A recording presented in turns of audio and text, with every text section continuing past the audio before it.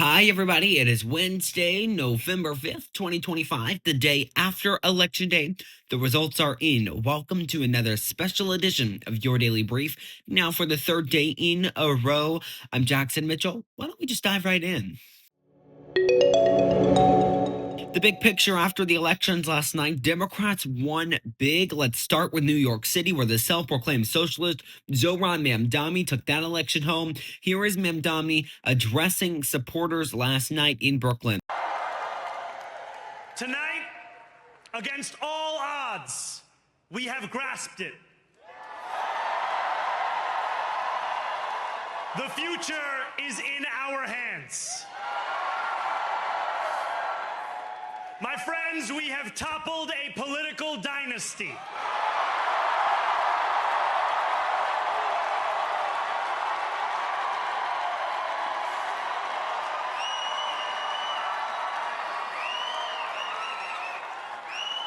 I wish Andrew Cuomo only the best in private life. But let tonight be the final time I utter his name. Mamdani won 4 out of 5 boroughs in the Big Apple, which was expected. He lost in Staten Island to Andrew Cuomo.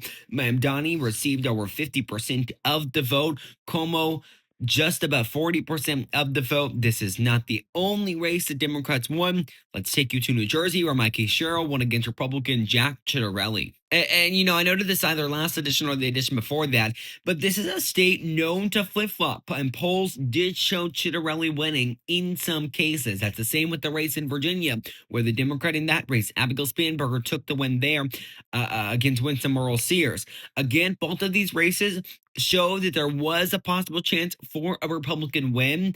I posted a video last night on my Instagram story talking about, is this election going to mean anything for Democrats? It was a big success for them. It has been a topic of conversation about the messaging crisis that they are facing.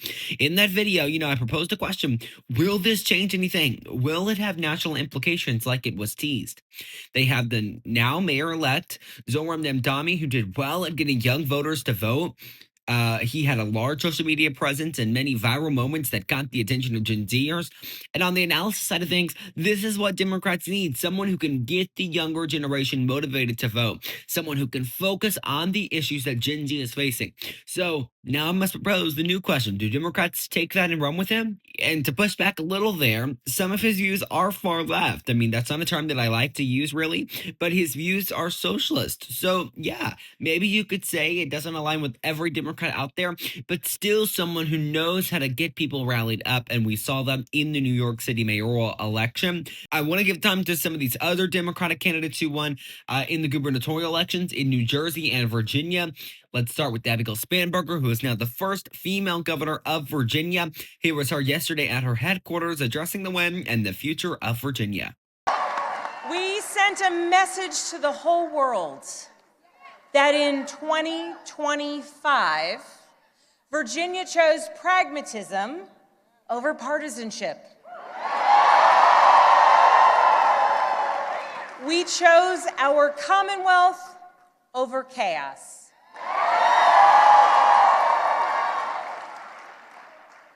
You all chose leadership that will focus relentlessly on what matters most. Now, Spanberger's campaign had focused on economic affordability, healthcare reform, environmental sustainability. She proposed raising the minimum wage in Virginia to $15 per hour, expanding affordable housing, and rejoining the regional greenhouse gas initiative to address climate change. Spanberger also emphasized bipartisan governance, aiming to bridge political divides and restore public trust in government, a campaign that appears to have aligned with at least the majority of Virginians. Okay, I want to take you now to the race in New Jersey, where again, a Democrat there, Mikey Sherrill, won against Republican Jack Ciattarelli. Here is Sherrill addressing supporters last night. When I was 18, I raised my hand and I swore to defend the Constitution. And that moment defines me. It taught me that leadership means carrying the weight of other people's hopes, standing firm when it's easier to bend, and always putting the common good above personal gain. And I know how hard it can be to serve in these times. And I just got a call from Jack Chittarelli, and I want to recognize him for stepping up.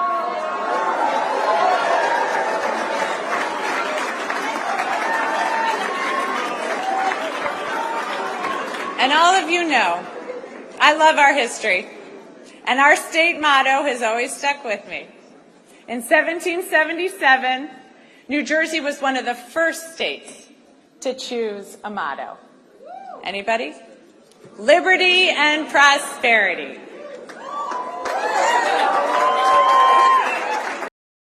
Now, Mikey Sherrill there, a former Navy helicopter pilot and four-term U.S. Congresswoman now elected as New Jersey's 57th governor. Her campaign focused on affordability, protecting American children, and enhancing government accountability, emphasizing opposition to Trump-era policies. Sherrill's victory marks the first time since 1961 that one party has held the New Jersey governorship for 3 consecutive terms. I think that just goes back to what I was saying earlier about these states being flip-flop, and that included New Jersey. President Donald Trump weighed in on the results late last night on Truth Social by saying, quote, Trump wasn't on the ballot and shut down were the 2 reasons that Republicans lost elections tonight, according to pollsters, unquote. The president would later post, quote, and so it begins, unquote. And guys, we talked a lot, but there was still one major race that I would say one that really shocked me. You know, I expected there to be a little more pushback to Proposition 50 in California. The proposal to kind of redesign House districts there, which the new maps would give advantage to Democrats, allowing a possibility of 5 more seats in the House of Representatives. This in response to Texas and other states redistricting or attempt to allow more Republican seats. This move is interesting by Democrats, considering in the past they have been on the side saying, you know, they're not going to fight the fight that Republicans are to redistrict.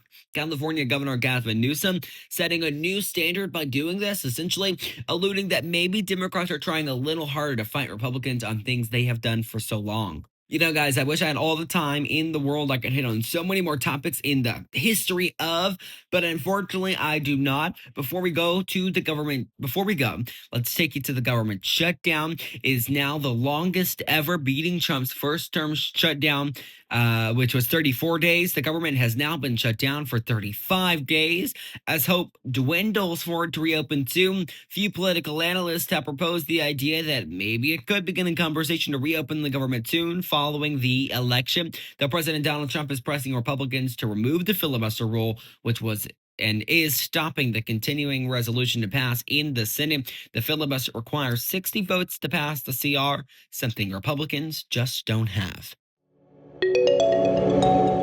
We are back with regular programming beginning again tomorrow, but for now, that is your daily brief for this Wednesday, November 5th, 2025. I'm Jackson Mitchell. This has been your daily brief. We're back tomorrow.